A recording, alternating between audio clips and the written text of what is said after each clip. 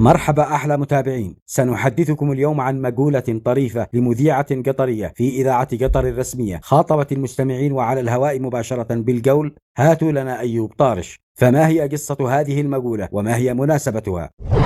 قبل أن نجيبكم على هذا السؤال دعونا أولا نحكي لكم وبشكل سريع قصة أغنية رائعة للفنان الكبير أيوب طارش، أغنية قام بصياغة لحنها خارج اليمن وتحديدا أثناء تواجده في جمهورية بلغاريا، فخلوكم معنا.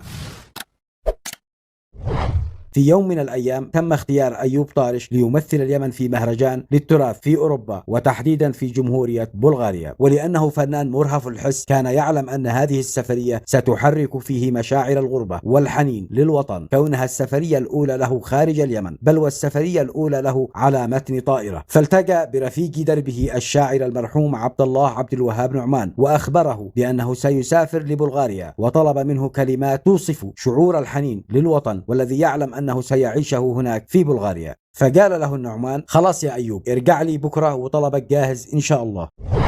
في اليوم التالي عاد إليه أيوب حسب الموعد وأخذ منه القصيدة مكتوبة في ورقة، ومن أول أبيات القصيدة انبهر أيوب من جمال مبناها وقوة معناها، والتي يقول النعمان في مطلعها: جنحت وجناحي حديد لا ريش، فارقت أرضي حيث أحب وأعيش، لا أين لا أي البلاد مدريش، كوخي حديد غنيت ما سمعنيش.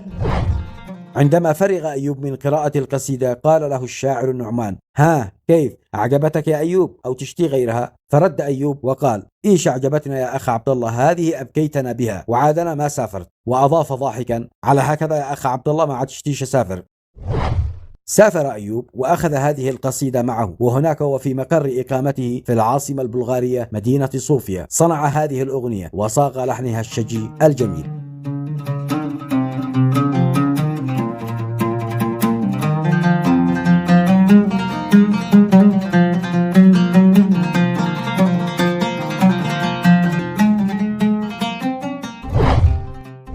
نعود معكم الآن للمذيعة القطرية وحكايتها مع أيوب طارش. المعروف يا جماعة الخير أنه في السبعينات والثمانينات كانت برامج إذاعة الدوحة تستقبل اتصالات ورسائل عديدة من اليمنيين المغتربين في قطر يطلبون فيها أغاني للفنان أيوب طارش، فكانت الإذاعة يومها دائما تعتذر عن تلبية طلبهم بحجة أنهم لا يحتفظون بأغاني لهذا الفنان في مكتبة الإذاعة.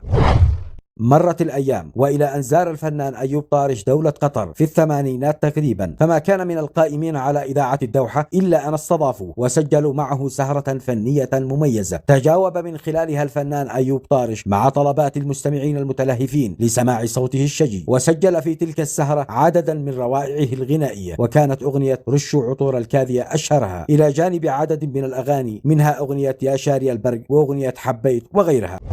وبذلك احتفظت إذاعة الدوحة بتلك الروائع في إرشيفها، ولم يعد لها عذرا في عدم تلبية طلبات المغتربين اليمنيين.